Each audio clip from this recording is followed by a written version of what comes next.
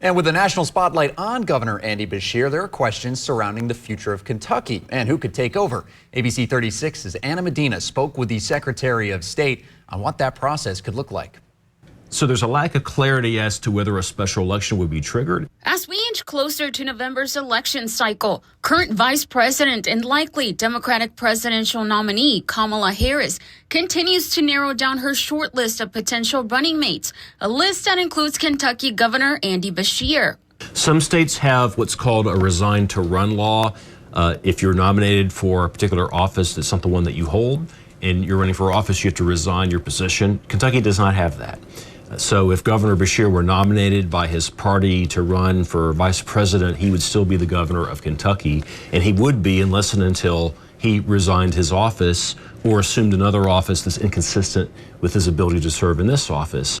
Secretary Adams also adding, our Constitution provides for what are called incompatible offices. You cannot serve in a state and local office at the same time. You can't serve in two different branches of government at the same time, and you can't serve in federal and state office at the same time.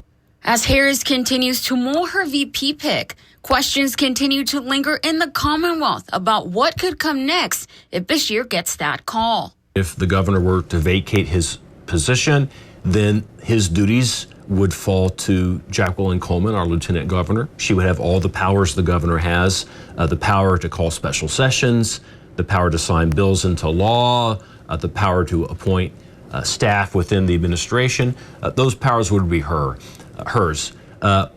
However, she would not be, as a literal matter, the governor of Kentucky. She'd be the acting governor of Kentucky.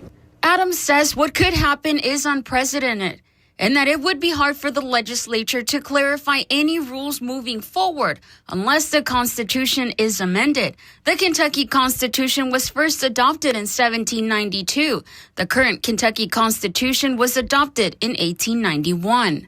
My interpretation is that it would not, that the lieutenant governor would serve as the acting governor through the rest of her term and Governor Beshear's term, and we would have a regular election in 2027. And she'd be a quasi-incumbent under that circumstance because she'd be acting with the powers of the governor.